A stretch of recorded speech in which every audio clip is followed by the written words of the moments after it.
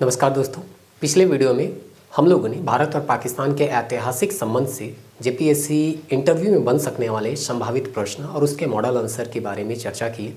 अब इस वीडियो में आप लोगों को पहलगाम हमला से संबंधित क्या क्या इंटरव्यू हॉल में प्रश्न बन सकते हैं वो बताया जाएगा। साथ ही साथ उसका एक मॉडल आंसर जो है वो भी आपको बताने का हम प्रयास करेंगे। सबका आंसर देने का तरीका हम पिछले वीडियो में भी बोले हैं, अलग अलग हो सकता है। आपको एक मॉडल आंसर बताया जा रहा है, अपने अनुसार इसमें आप चेंजेस कर सकते हैं। और ये भी आपको कहा गया था कि भारत और पाकिस्तान का संबंध बहुत ही कॉम्प्लिकेटेड है, एक ही वीडियो में इसको समझना थोड़ा मुश्किल होगा। तो हम लोग इसको 2-3 पार्ट में करके समझने का प्रयास करेंगे, जिसमें पहला पार्ट आपको ऐतिहासिक संबंध से था, दूसरा पार्ट जो है वो पहलगाम हमला से है, और तीसरा जो होगा वो ऑपरेशन सिंदूर पे डिपेंडेंट होगा कि वो जो है ऑपरेशन सिंदूर से किस तरह के प्रश्न आ सकते हैं इंटरव्यू हॉल में और आपको उसको कैसे जवाब देना है। तो आज हम लोग यहाँ पे पहलगाम हमला से संबंधित कुछ प्रश्न आपको बताएंगे और उसका मॉडल आंसर भी आपको बताने का प्रयास करेंगे। तो यहाँ जो भी प्रश्न बनाए गए हैं, हाल फिलहाल में आए हुए जो फैक्ट हैं, जो कि न्यूज़पेपर में हम लोग को देखने को मिलते हैं, उन्हीं तथ्यों के आधार पर ये प्रश्न बनाए गए। जैसे कि अगर कुछ का हेडिंग हम आपको पढ़ के बताएं तो यहाँ पे दिया गया है, पाक से सिंधु जल समझौता को रोका गया, वीज़ा बंद कर दिया गया,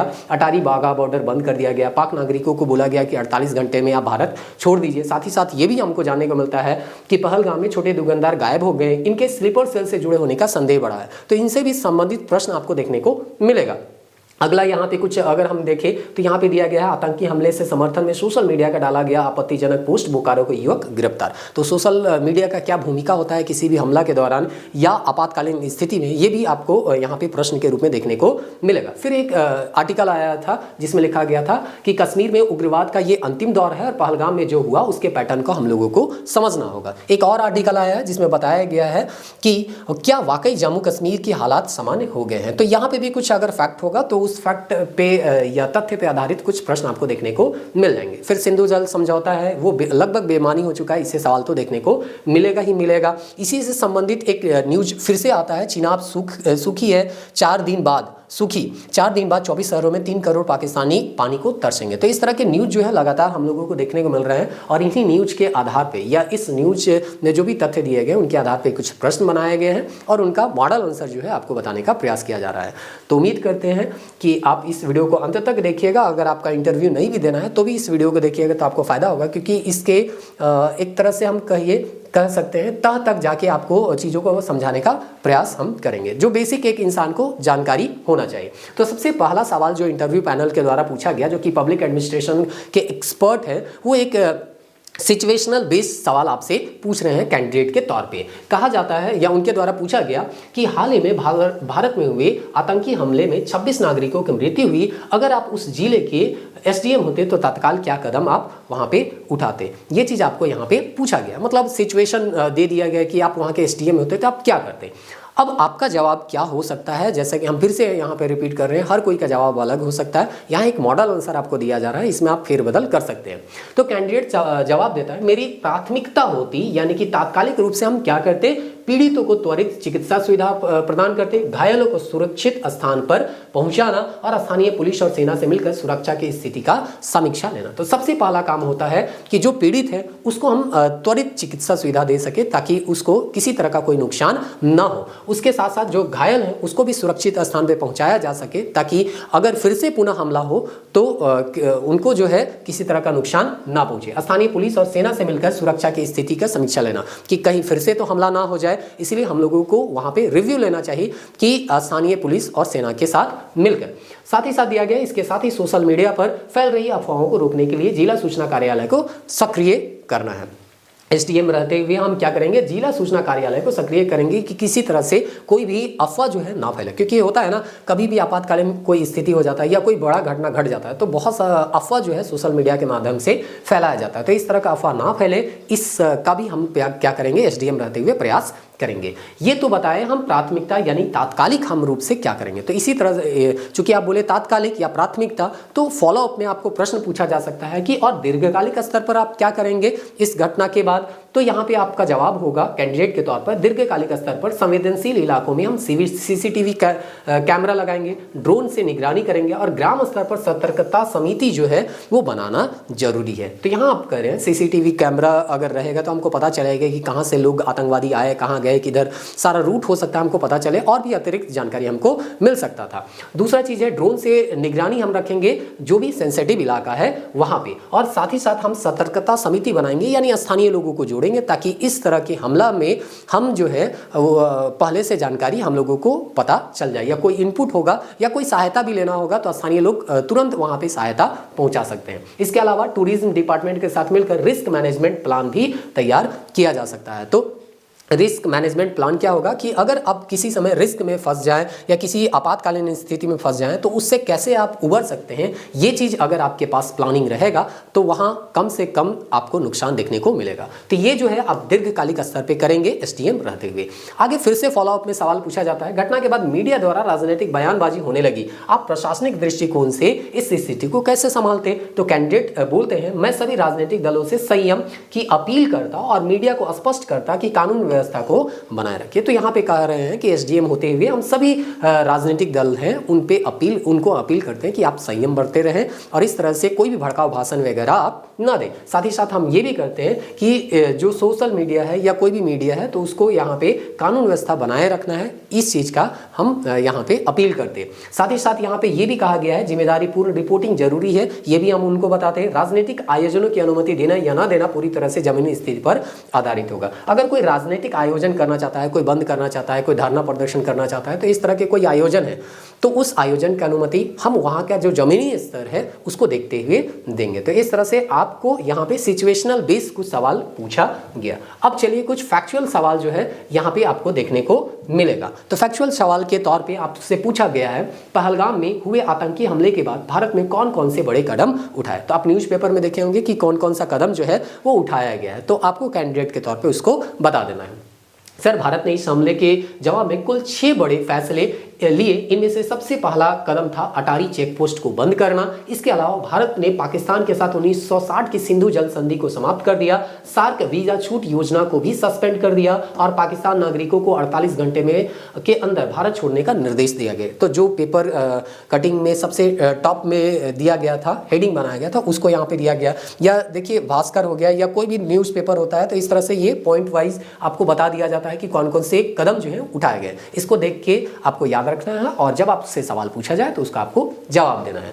फिर यहाँ सवाल पूछा गया, अच्छा तो क्या भारत अपने राजनयिक स्टाफ में भी कोई बदलाव किया है क्या?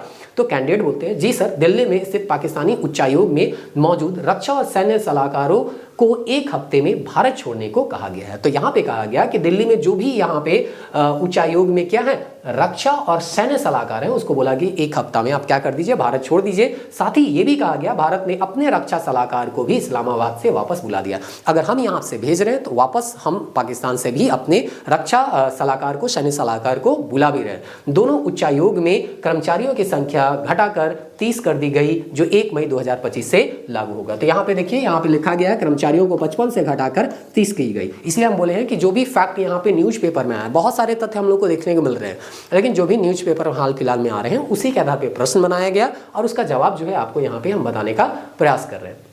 अब नेक्स्ट इससे सवाल क्या बन सकता है कि ठीक है, भारत अगर कोई कार्रवाई कर रहा है तो पाकिस्तान भी तो उसका है ना अपोजिशन में कुछ ना कुछ कार्रवाई करेगा। तो यहाँ पे जो इंटरव्यू पैनल के मेंबर है वो पूछते हैं, पाकिस्तान ने इस हमले के बाद क्या प्रतिकारात्मक कदम उठाए? सर, पाकिस्तान ने 5 बड़े फैसले लिए। सबसे पहले बाघा बॉर्डर को बंद कर दिया। तो बॉर्डर तो हम लोग बंद किए थे, फिर है ना उसका बंद नहीं करना से कोई मतलब पड़ता नहीं है। मतलब हम लोग जो किए लगभग उसी के काउंटर में वो भी बोला कि हम ये चीज़ क्या करते हैं, बंद करते हैं।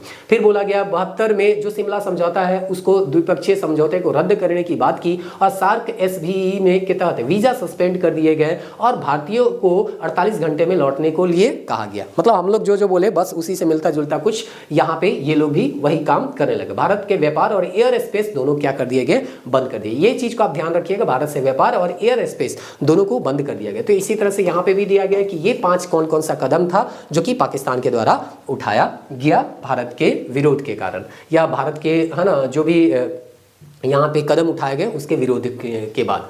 अब यहाँ पे फिर से सवाल जो है अब आगे बढ़ता है और पैनल मेंबर पूछते हैं, चूंकि यहाँ पे सिंधु जल समझौता के बारे में आ गया है कि उसको रद्द किया गया है, तो सवाल तो इससे बनता ही बनता है। तो पैनल मेंबर पूछते हैं सिंधु जल समझौता का इतिहास बताइए और भारत ने इसे रोकने की बात क्यों की।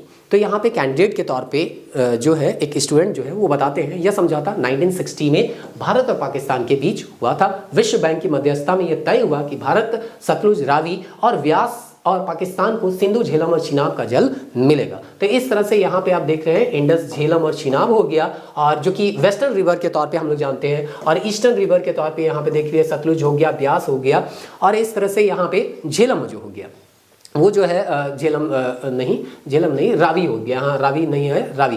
तो इसको हम लोग ईस्टर्न नदी के तौर पे है, इसका यूज कौन करता है? भारत कर सकता है। तो वही चीज़ बोला, सिंधु जल संधि को रोकने और उसकी समीक्षा करने की बात की, मुख्यतः भारत और पाकिस्तान के बढ़ते तनाव के कारण उठी।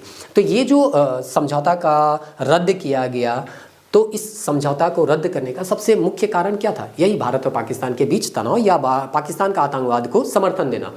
खासकर जब पाकिस्तान से जुड़े आतंकी हमलों ने भारत की सुरक्षा को चुनौती दी, तब भारत का मानना है कि संधि को मूल भावना शांति और सहयोग पर आधारित है, लेकिन जब तक पाकिस्तान आतंकवाद को समर्थन देता रहेगा यह संधि एक तरफा हो जाती है। तो हम लोग पिछले वीडियो में भी चर्चा कर रहे थे कि अगर पाकिस्तान आतंकवाद को सहयोग देता रहेगा और हम लोगों से उम्मीद करेगा कि शांति बनाए रखे या जो भी हम लोग संधि किए हैं उस पर बरकरार रखे, तो यहाँ जब आप आतंकवाद को सहयोग कर रहे हैं तो हम लोग किसी भी संधि पे बरकरार नहीं रखेंगे, और उसी के तहत यहाँ पे सिंधु जल समझौता को तोड़ा गया है या समाप्त किया गया है। इसके अलावा भारत पूर्वी नदियों रावी, व्यास और सतलुज का पूरा अधिकार है, फिर भी इन नदियों का जल वह पूर्ण रूप से उपयोग नहीं कर पा रहा था। इसलिए भारत ने संकेत दिया कि वह अपनी वैध हिस्सेदारी का अधिकतम उपयोग करेगा और संधि की समीक्षा कर सकता है। तो संधि को तो यहाँ पे समाप्त कर दिया गया। इसीलिए यहाँ पे इस आर्टिकल में दिया भी है, आज सिंधु जल समझौता लगभग क्या हो चुका है? बेमानी हो चुका है, क्योंकि अगर आतंकवाद जो कि कहाँ पनप रहा है? पाकिस्तान में पनप रहा है, वहाँ के लोग यहाँ पे या आतंकवादी जो है यहाँ पे आते हैं और हमला करके चले जाते हैं, तो हम लोग फिर इस तरह के समझौता को क्यों माने?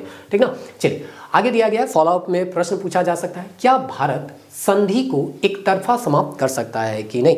तो अब यहाँ पे पूछा गया कि जो सिंधु समझौता था उसको भारत तो समाप्त कर दिया, लेकिन उसका पाकिस्तान विरोध भी कर रहा है, तो क्या भारत एक तरफा तौर पे इस संधि से अलग हो सकता है या इसको समाप्त कर सकता है? ऐसा यहाँ पे पैनल मेंबर पूछ रहे हैं। तब कैंडिडेट के रूप में आपका जवाब होगा, सर तकनीकी रूप में यह संधि विश्व बैंक की मध्यस्थता में हुई थी और इसे एक तरफा समाप्त करना अंतर्राष्ट्रीय स्तर पर जटिल हो सकता है, लेकिन भारत के जल उपयोग की सीमा के भीतर रहकर दबाव बनाने की रणनीति अपना सकता है। तो यहाँ आप कैंडिडेट के तौर पर बता रहे हैं, ठीक है हम मानते हैं कि विश्व बैंक की मध्यस्थता में ये संधि किया गया था, लेकिन यहाँ पे अगर हमको सामने वाला देश पे दबाव बनाना है, सीधे सीधे युद्ध नहीं कर देना है, तो हमको किसी न किसी तरह से दबाव बनाना होगा, और दबाव बनाने का ये एक बेहतर तरीका है कि हम इस समझौते से क्या हो जाए, वापस इस समझौते को ना माने। तो वही चीज़ को आप अपने भाषा में किसी तरह समझा दिए।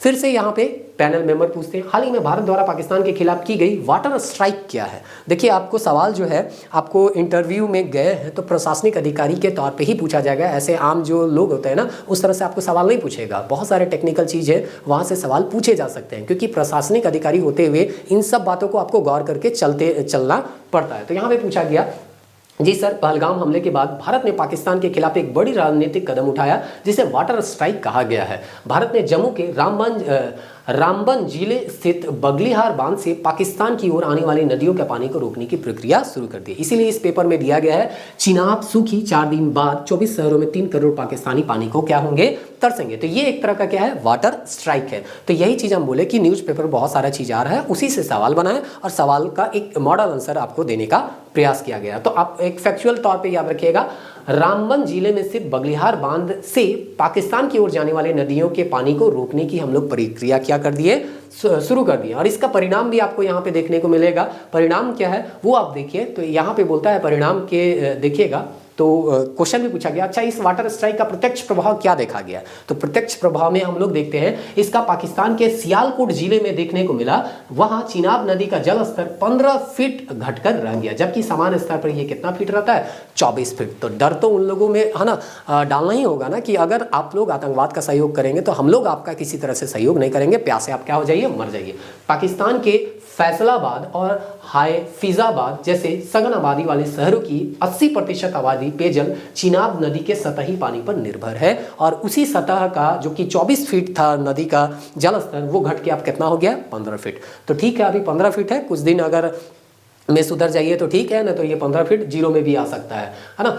ये कहने का बात है, आपको यहाँ पे हॉल में नहीं करना है। पाक के सिंधु जल प्राधिकरण ने आशंका जताई कि पानी की कमी से खरीफ फसल की बुआई 21% की कमी आएगी। तो इस तरह से उसका क्या प्रत्यक्ष प्रभाव है, जैसे बोला जाता है ना कि सिंधु जल समझौता रद्द कर दिया गया, तो इससे क्या फायदा हुआ, तात्कालिक रूप से कुछ फायदा हुआ कि नहीं हुआ, ये चीज़ आप न्यूज़पेपर पढ़ते रहिएगा तभी बता सकते हैं कि वर्तमान में हमको इसका फायदा देखते हुए मिल रहा है और आगे भविष्य में भी हम लोग बांध बना के प्रेशर क्रिएट कर सकते हैं।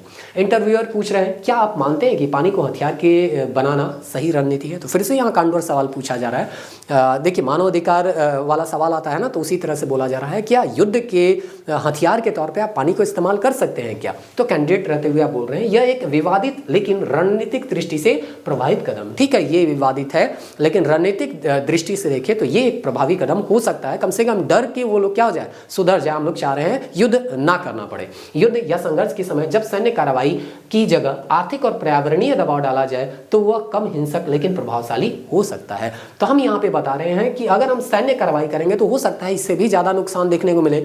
तो अगर इस तरह के नुकसान को वो देख रहा है और सुधर जा रहा है तो अच्छा है कि इसी से सुधर जाए, क्योंकि ये आर्थिक और क्या है, पर्यावरणीय दबाव है। यहाँ पे उतना नुकसान नहीं होगा जितना कि सैन्य कार्रवाई पे होगा। तो फिलहाल अगर वो सुधर जाता है तो इसे हम लोग क्या कर सकते हैं, वापस ले सकते हैं या है ना इसके बारे में सोच सकते हैं। लेकिन फिलहाल तो अभी है ना ऐसा कुछ होते हुए दिख नहीं रहा है। तो हालांकि इसका दीर्घकालिक समाधान कूटनीतिक वार्ता ही है। तो अब प्रशासनिक अधिकारी होते हुए आप बताते हैं कि अगर हमको लंबे समय तक शांति बनाए रखना है तो हमको कहीं ना कहीं आपका कूटनीतिक वार्ता तो करना ही करना होगा, क्योंकि पड़ोसी हम लोग कभी भी बदल नहीं सकते। तो इस तरह से सिंधु जल समझौता हुआ था, यहाँ पे दिया गया 19 सितंबर 1960 को पंडित नेहरू और अयूब खान के द्वारा ये सिंधु समझौता हुआ था और इसके तहत पूर्वी और पश्चिमी नदियों का पानी का जो है वो बंटवारा हुआ था, जो कि अभी आपको बताया भी गया।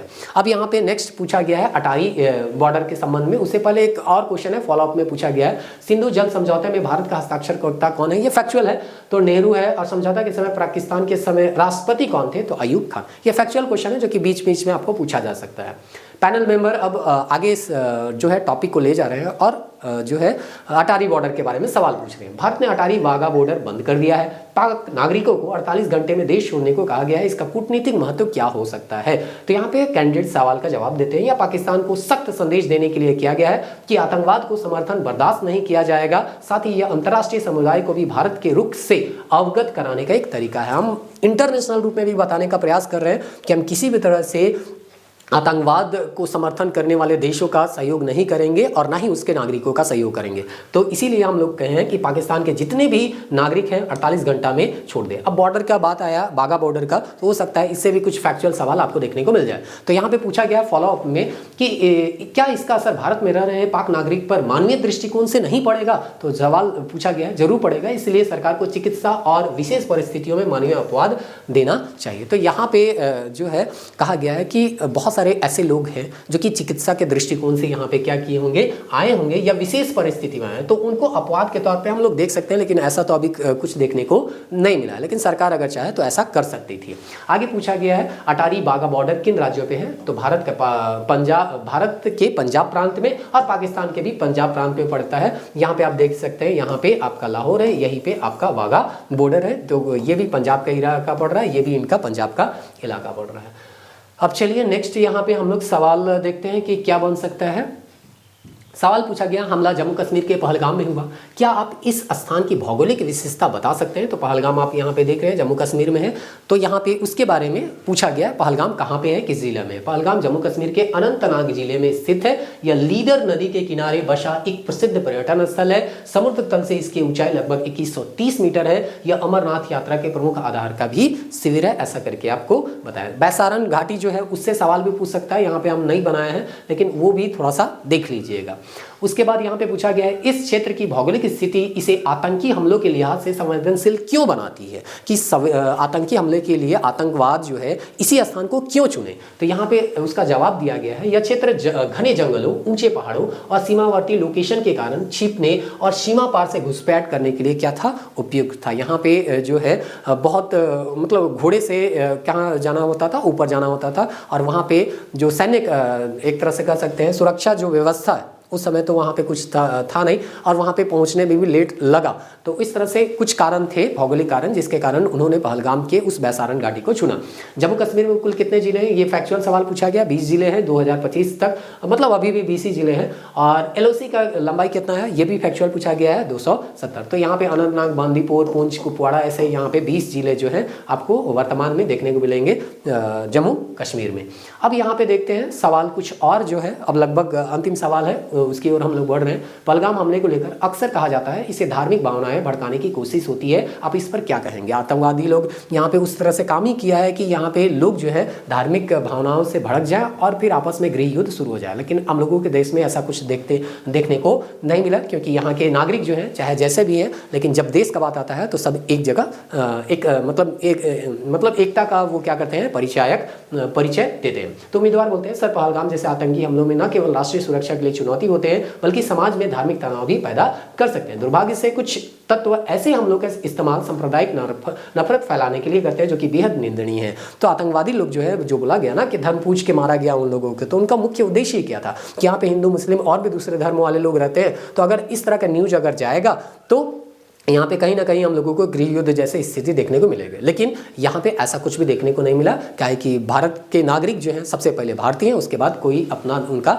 निजी धर्म है। मुझे लगता है कि ऐसे वक्त पर एक जिम्मेदार नागरिक और प्रशासन का कर्तव्य है कि वह धार्मिक एकता और संयम बनाए रखे। हमें यह समझना चाहिए कि आतंकवाद का कोई धर्म नहीं होता है, इसका उद्देश्य ही समाज को क्या करना है, बांटना है। तो हम लोग मेंबर को बता रहे हैं कि आतंकवाद का कोई धर्म नहीं है। आतंकवाद चाहे जो भी कहे कि हम ये धर्म को मानते हैं, वो धर्म को मानते हैं, उनका धर्म केवल और केवल क्या है, समाज को बांटना, और उसका कोई धर्म नहीं है। तो इस तरह से यहाँ पे आप बताएं।